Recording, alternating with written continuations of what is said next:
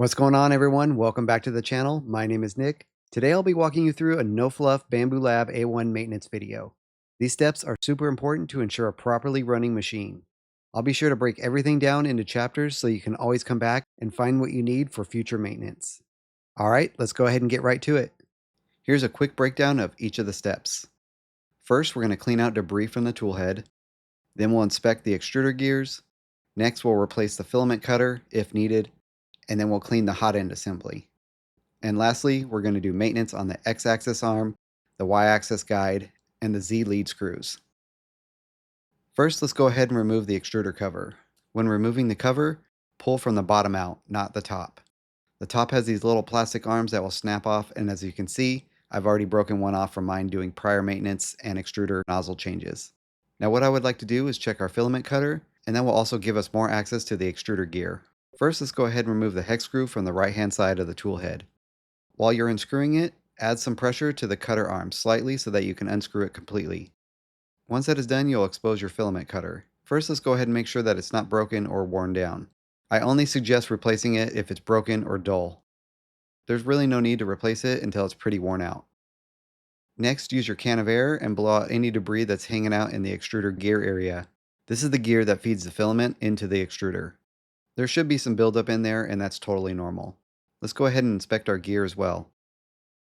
It is only plastic and it's definitely going to wear down. I have over 5,000 hours on mine and it's still going strong, so this should only be replaced once you happen to run into issues.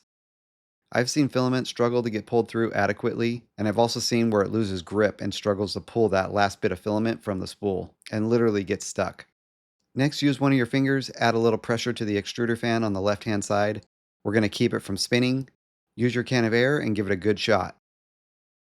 Once you're done with your inspection of the tool head, make sure you don't see any leftover debris. Now go ahead and lift the cutter blade back into its place. Then lift the cutter arm and replace the hex screw. Next, I like to check behind the extruder for filament buildup and debris. Let's go ahead and start by removing the rubber nozzle boot. If there's a ton of hours on your boot and it's looking a little crusty, I would just replace it.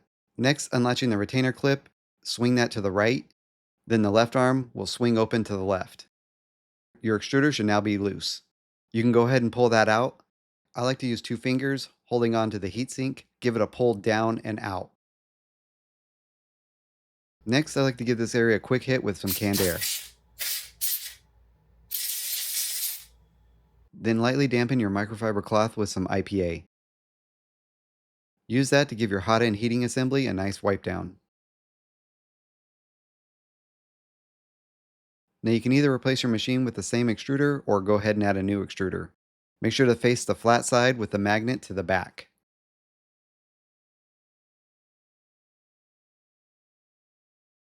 Close the left arm and then the right retainer clip. Once it's locked into place, slide the nozzle boot back on. Make sure that it's sitting level and that your nozzle is sticking out of the bottom. Next, slide the front cover back on, starting with the top 2 plastic arms, then gently push in the bottom. Alright, let's go ahead and move over to the X-axis arm. First, let's make sure we move our tool head all the way to the left side. We're going to give this arm a good cleaning. Let's start by using a vacuum to gather as much debris as we can first. You'll probably notice some small black particles. Those are just small parts of the belt that get released over time. Once you complete the vacuum process, it's a good idea to hit it with some canned air to give it a quick final clean, just to make sure the arm is clear of debris. Then with a clean microfiber towel, give your entire front arm a good wipe down.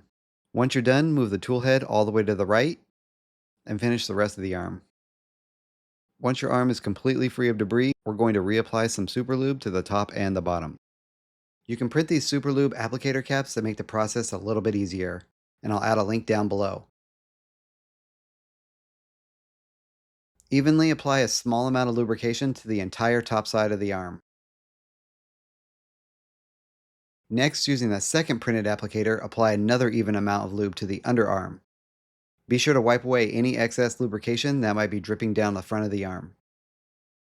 Now take the tool head, slide it back and forth evenly to spread the lubrication across the arm. Once again, if you happen to notice any lubrication dripping, be sure to clean that up with your microfiber towel. Remember, a little goes a long way with this.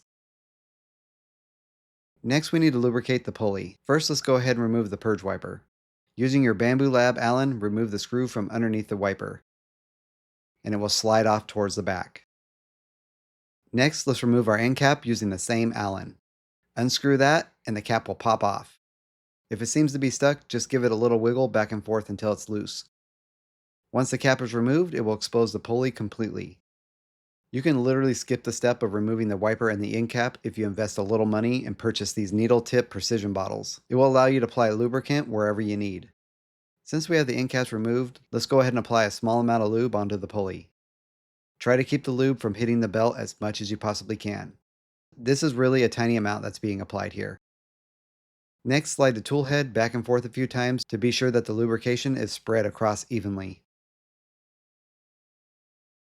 Slide the end cap back on and replace the screw. Now from the backside, slide the wiper back on and replace the screw from underneath. And we're all done with the X-axis arm. Alright, time to maintenance the Y-axis guide. Let's go ahead and remove the panel from under the bed to expose the Y-axis guide rail.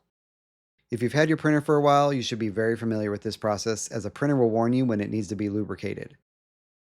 Once the panel is completely removed, the first thing I like to do is use a pair of needle nose pliers and pull out any large filament pieces that found their way down here. Trust me, if you've ever had a spaghetti print, then you probably have some. Once all the large debris is removed, let's go ahead and follow the same process as the X-axis arm. Use the vacuum once more, then give it a good shot of air to clear out any lingering dust and filament particles. Using a clean area on your microfiber cloth, give the Y-axis guide a good wipe down. Next, we're going to use our super lube to evenly apply a small line of lubricant along the guide on both sides. Start by sliding the bed all the way forward. I like to use the super lube applicator cap for this step as well. With a light squeeze, apply a thin line of lubricant along the top of the guide on both the left and the right rails. Slide the bed all the way to the back, then finish applying the lubricant. Once that is done, we can replace the cover and move on to the next step. The first thing that we need to do is make sure that we clean our Z lead screws.